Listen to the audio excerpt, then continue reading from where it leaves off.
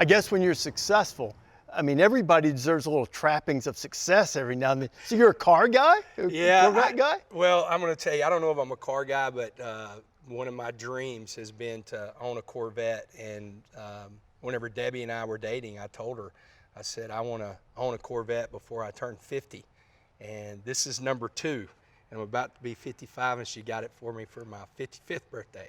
So tell me the story of when she got you your first Corvette, how that happened. It was pretty incredible because I had no idea. It was on July 4th, and my birthday's in August, but it's July 4th. She wanted to do it with the entire family around, and she kind of played a little trick. She acted like the garage door wouldn't open, and so she said, hey, would you get out and open the garage door? So I opened the garage door, and there was this Corvette sitting in there. My son-in-law was filming it. I just start crying. I mean, I literally, like, number one, I had no idea. It was probably one of the biggest surprises of my life. And just that moment, like, I think it's one of those deals, I think all of us, like, have these goals. And whenever you're like, oh, my gosh, I did it. I got a Corvette, and I'm 50 years old. Why is this so meaningful to you? What does it represent? You know, I use this a lot in recruiting. You know, I think you see so many times that players want to get something for their family or their mom. And, you know, I've done that with my parents. You know, my dad's at every single game he'll be at every game this year. He's been at every game the last 10 years that I've been in college. And I make sure to take care of him, hotel, everything. I'm going to take care of all that. I think players are the same way, but I think us, just as people, we have something that we want. Like if I always say, you never make it.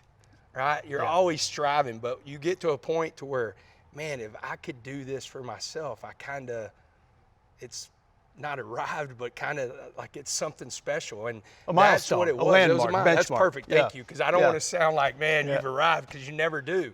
But it is. It's a lot. And mine was at that 50 mark. At 50 years old, this is what I want to be able to do. I'm a little confused, though. When we came here for game day earlier, I think you drove out in just like a pickup. Yeah. Okay. Oh, yeah. So when do we break this baby out? We break it out on Sundays, and we call it Victory Sundays. And it's funny. But my guys know when we win, I'm coming in with it, so they love to see me pull in. But some of our other coaches, like our softball coach, sometimes he uses it in recruiting, because they'll always tour our building, and he'll see, hey, they won. Let's go see Coach's vet. And so he's brought some of the softball players, and, you know, Grant will do the same thing. Hey, let's go see Coach's vet. Grant McCaslin, basketball coach. So today's Sunday. Yes. Can I go for a ride? Let's go for a ride, man. Let's go, baby. All right. Let's do it. All right. Let's go. Let's go.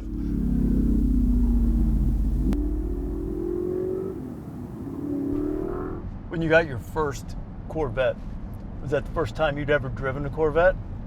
It was the first time I had ever driven one. I'd been in some, but I had never driven one. So it was everything you dreamed of? It was, and more. These cars they're so awesome. And I think within the first week I got a ticket. Wait a minute. I'll bet after you go to the playoff, though, you don't get as many tickets as the head coach of Texas Tech and going to the playoff. Coach McGuire, slow it down. We'll just be careful out there. I did. Guns up. I did get pulled over one time here in Lubbock, and it was on a Sunday. I was going in, and I was going a little bit too fast on the highway, and he pulled me over, and man, I thought he was going to write me a ticket. But that first year we had some really good wins, and they were fired up, and so he did. He goes, "Hey, Coach, please just slow it down." And I said, "Yes, sir. I apologize." So it's they've this place out here, and you know, so many of these guys, like when we're doing our going to hotels or going to the airport, a lot of these police officers are our escorts, so they know about my Corvette, but I don't take advantage of it. Now, you told us your wife Debbie surprised you with a Corvette, but I would think that probably we should have known for a long time that you were going to be a great recruiter. The first commitment flip I've ever heard of you getting was when you flipped her commitment when she was playing for you in sorority flag football, right? That's a true story. That's a true story. Tell me the story. How did that happen? So, yeah, she had a boyfriend, and he's awesome. He was in another fraternity, a different fraternity than I was. A Kappa Sig, she was a Zeta, and I still never forget the conversation. One of my fraternity brothers, Brad Terry, I said, "Hey, who is that blonde?" And he said, "That's Debbie Need." And I said, "Golly, I need to meet her." And he goes, "She's got a really serious boyfriend." And I said, "Brad, I need to meet her. I'm not worried about that." And sure enough, I won that recruiting battle, and we've been married for 32 years. Worked out pretty well. It has. Immediately right then, you're like, okay, so much for this idea of being an anesthesiologist or Yes. going into nursing. I need to coach because I know I can recruit, Yes, right? Is that where no you doubt. are? I mean, No it's doubt. like all coaches love to make that joke. Oh, look at my wife. I outkicked my coverage. I'm a Yeah. great recruiter. But you've got tangible evidence I there, do. right there. I do. And she is a rock star. She has been so great, and she's a great recruiter. Like, she does such a good job with the parents and the players, and it's funny. Every January when you have your mid-year freshmen come in or the transfers, like literally she prints out their faces and their names and starts making sure she knows their numbers. She knows everything about them. She's part of that recruiting too. This is an awesome ride. Yeah. Do it on Sundays. How do you? This is the ride here is smooth and fast. Your off-season ride hasn't really been that. No. In a lot of ways. No. What's this off-season been like with Brendan Sorsby's situation, with the back and forth with Sark in Texas, and with so many people in college football getting upset that you guys, stood behind Sorsby and tried to get him eligible? Yeah, it's been tough, and the biggest thing for me, the majority of my peers, the majority of coaches, they've really been supportive. I've gotten a lot of calls. Kenny Dillingham reached out to me. Eric Morris, he and I are really close anyway, and so there's a lot of my peers that have reached out. The tough thing for me, man, I have so much respect for my President Skubanek, and Kirby Holcutt, my AD, and they're the ones that got caught more than anybody in the crossfire, and the criticism. And so, man, I hated that for them. But I will tell you this: if you walked in our building at any point from January to today, as far as the work being put in and how close this team is, you wouldn't have known anything was going on outside the building. The inside the building, man, they've come together, and I think it's going to pay off this fall. Quarterback is different, though.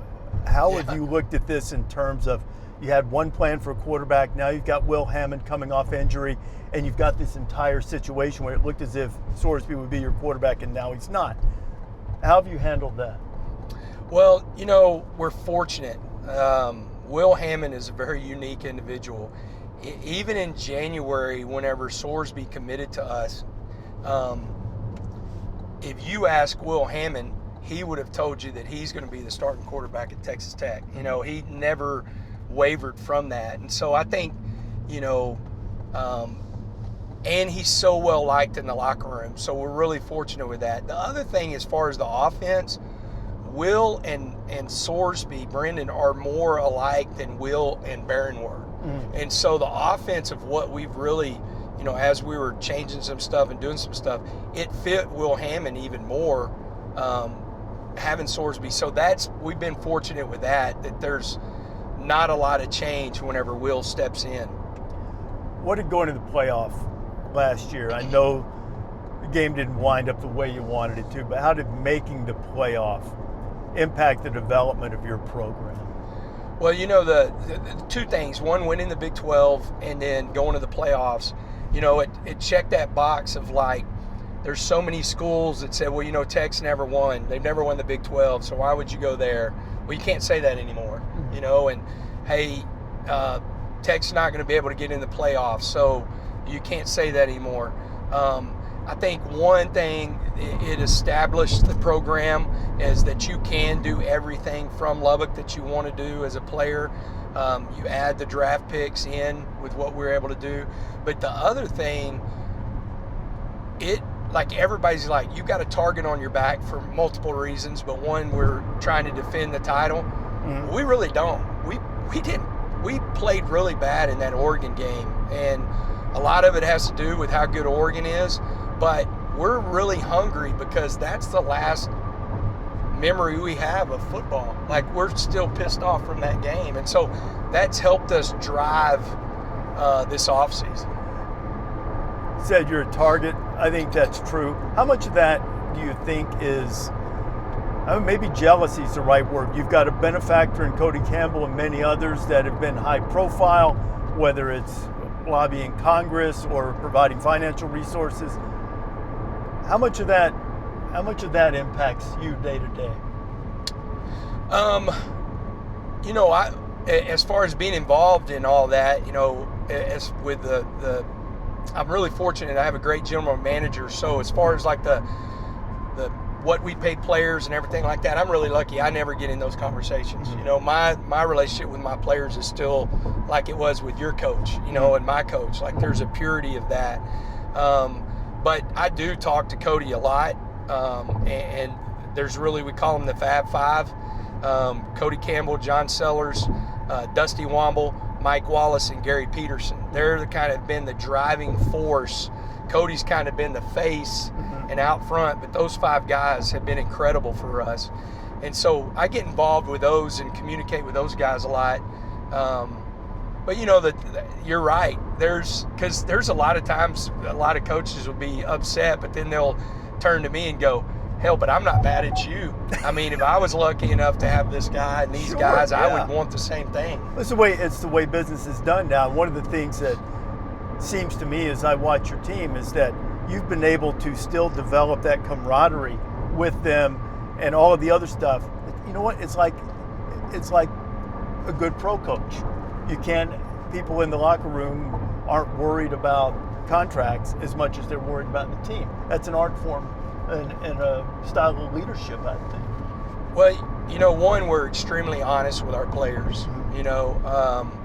They know what's going on. I mean, whenever I told Will Hammond, hey, look, we're going to go get another quarterback, and this is why, and I hope you understand. And we're really honest. But the other thing, I just think it's so important to the teams that you see play at a high level are close. They're a close group. And that's my job, is to bring this team together. We were able to do it last year. It really is one of the closest teams I'd ever coached. I think this team's going to be the same way. Some of it is benefit. We went through some adversity together throughout the spring, and so that's brought us closer together. But that's one thing. Lubbock helps us do that. Texas Tech helps us do that. These guys have bought into what we're trying to do. I know we didn't get the buyout done at the beginning of the season to play Texas, but could you take this car, drag race Sark, and beat him? You beat him in a race with this car? Man, I absolutely love Sark, and it was funny that we've kind of gone back and forth, and he and I have laughed about it. But without a doubt, this thing can roll now. I mean, I think top end is somewhere between 194 and 200, and I like to go fast. I mean, obviously I own this car, so I do like to go fast.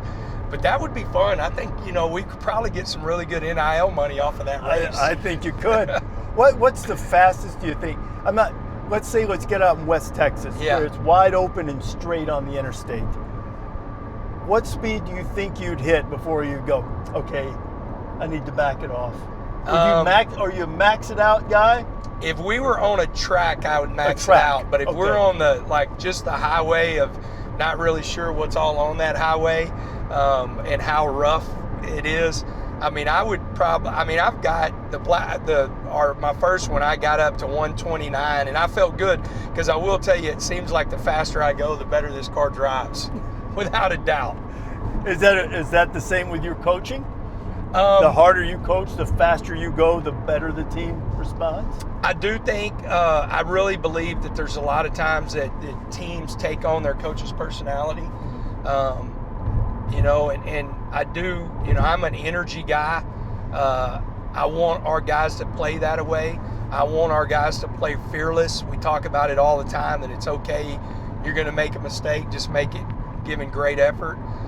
So I want my guys to play that way, play fearless, and we talk about it all the time. But the effort that you play with also shows how much you love the game and how much you love each other. And so we're a big effort team, and I think going fast shows great effort. Is there anything from this offseason that you would have handled differently? Honestly, if I would have known, I'm not talking about the blowback from the conferences and the ADs and everything, but, I hate that he's having to sit out this year. And if I could have seen that coming, I definitely would have said, hey, look, let's take a different approach. You're going to be able to go in the supplemental draft. And I think the reason they canceled it is because of all the, issue and all the outside noise. Yeah. And they've said that, and so I think I would have told him, hey, let's just do this. Because before they made that ruling, that Friday, we had a Zoom call with over 55 NFL personnel from every team in the NFL about him. There were some teams that were going to take him, and I think there was a couple of teams that might have taken him with a first-round draft pick. And so I hate that he's having to sit out. So that's one thing I definitely would have considered doing different. With the guys you lost last year and the guys you've replaced them with, as we sort of pull into the complex area, which, by the way, your football building is fabulous. Yeah. I tell everybody about the video wall or the virtual reality wall. Now it's full speed. Probably others are going to start trying to copy it. What's a successful season for Texas Tech? Honestly, it starts winning the Big 12 again. There's only been 2 teams in the history of the Big 12 that have gone back-to-back, and one, of course, OU did it, and it did it, multiple times. And then Baylor shared it. And so I think that, because that guarantees you a playoff spot. No matter what, if you win the Big 12, that's going to guarantee you a playoff spot. But we need to win in the playoffs. And I said this at Big 12 Media Day. I don't think it's just us. I think for this conference, we need to get multiple teams in, and a Big 12 team needs to win in the playoffs. Have a lot of respect for Sonny Dykes, and he did it at TCU when they got in. But, we haven't been able to do it since. And so I think, winning the Big 12 and winning in the playoffs is what we need to do to take another step. If you took another step, won in the playoffs, if you won the national championship, where would you take this car on a ride for the Sunday victory drive? Well, I think of fun because, I did not drive it out here from Dallas to Lubbock. One of my buddies did, because we were right in the middle of recruiting and everything like that. But, we have a place we can go in Ruidoso. That's about a 3.5 hour drive. There's some really winding roads. So I think that would be great, to go take a vacation and relax. But we definitely, it would be a long trip. We would take this and have a good time. What would the tunes be? I'm a country music fan, so I'd turn on a little Jason Aldean and let it go. Great ride. You bet, man. I hope it is as fast and smooth as the ride we just had all season, my friend. Well, thank you, brother. Appreciate you, man. Hey, and what you need to do is you need to get one of these. I've been thinking about it. So why not? Why not? Hey, you can take it to a game day. That's right. Drive up in style. Oh, man, I'll be pulling up.